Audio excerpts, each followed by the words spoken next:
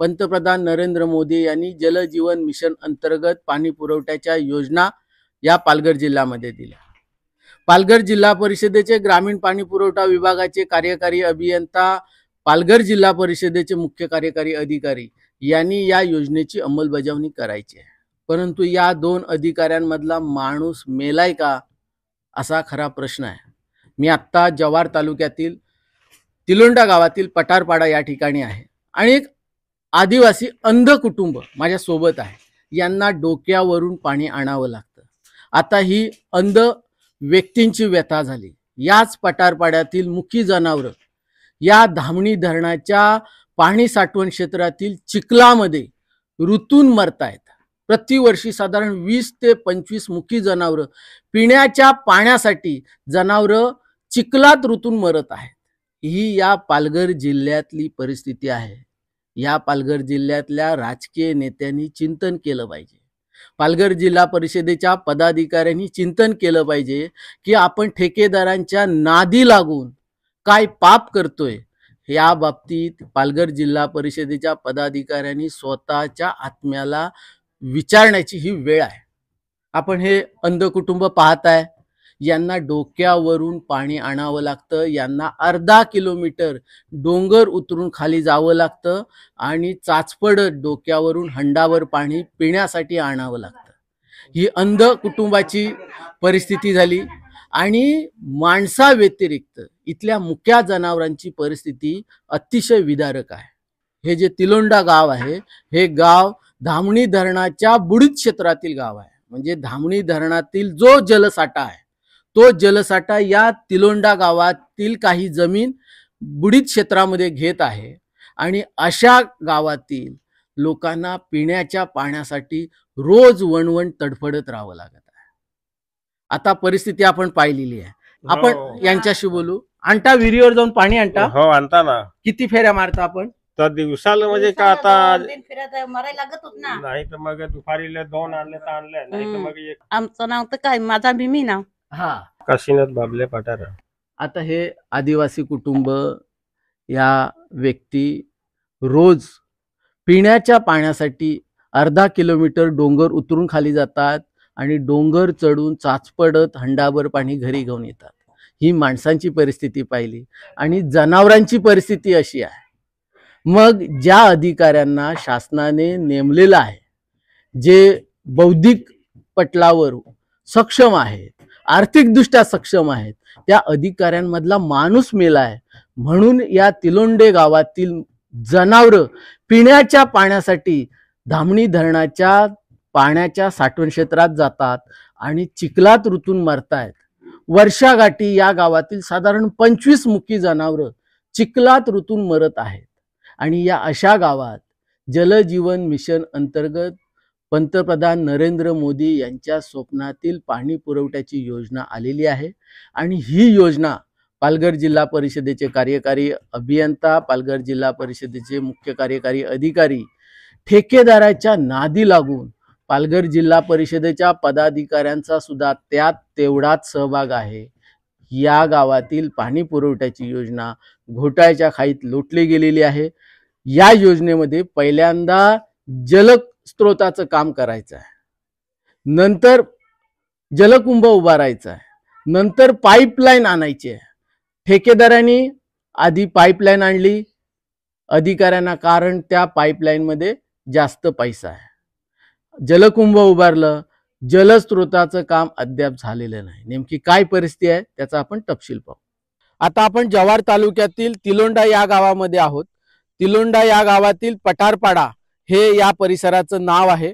आपण जलजीवन मिशन अंतर्गत पाणी पुरवठ्याच्या योजना कशा फसल्या याचं अतिशय विदारक चित्र या तिलोंडा पठारपाडा येथील पाणी पुरवठ्याच्या योजनेतून प्रत्यक्ष अनुभवणार आहात, पाहणार आहात। या देशाचे पंतप्रधान नरेंद्र मोदी यांनी स्वप्न पाहिलं, गरीब कष्टकरी कुटुंबाचे श्रम वाचले पाहिजे आणि ते श्रम वाचवण्यासाठी गरीब कष्टकरी कुटुंबांना पिण्याचं पाणी मिळवण्यासाठी जे कष्ट वाया जातात ते वाचवण्यासाठी गरीब कष्टकरी कुटुंबांना पिण्याचं पाणी नळाद्वारे देण्याचं स्वप्न पंतप्रधान नरेंद्र मोदी यांनी पाहिलं आणि त्यासाठी त्यांनी जलशक्ती मंत्रालयाच्या माध्यमातून जलजीवन मिशन अंतर्गत पाणी पुरवठ्याच्या योजनांची निर्मिती केली। तिलोंडे गावातील पठारपाडा या ठिकाणी मी आहे, ज्या ठिकाणी पंतप्रधान नरेंद्र मोदी यांच्या स्वप्नातील जलजीवन मिशन अंतर्गत पाणी पुरवठ्याची योजना राबवली जाते। आता या योजनेचा मुख्य जो आत्मा आहे तो आत्मा असा आहे की जलस्रोताची शाश्वत स्वरूपात निर्मिती व्हायला पाहिजे। कारण पंतप्रधान नरेंद्र मोदी यांच्या स्वप्नातील ज्या पाणी पुरवठ्याच्या योजना राबवल्या जात आहेत त्या योजनांच्या माध्यमातून किमान 30 वर्ष कष्टकरी कुटुंबाला पाणी मिळेल असं केंद्र सरकारचं धोरण आहे। आता ही योजना राबवताना जलस्रोताची निर्मिती अतिशय शाश्वत स्वरूपात व्हायला पाहिजे। त्यासाठी केंद्र शासनाने राज्य शासनाने पाणी पुरवठ्याच्या या योजना राबवताना काही निकष निश्चित केलेत। त्यामध्ये जलस्रोताची निश्चिती हा एक अतिशय महत्त्वाचा निकष आहे आणि जलस्रोत हाच या पाणी पुरवठ्याच्या योजनेतील महत्त्वाचा आत्मा आहे।